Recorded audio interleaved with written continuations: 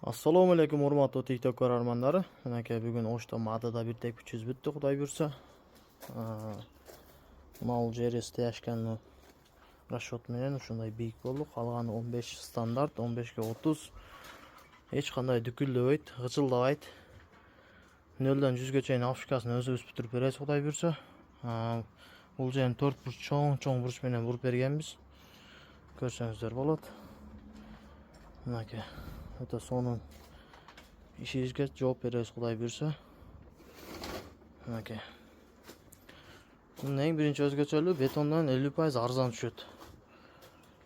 Mana üstünden görünüşü. O'ta sonun.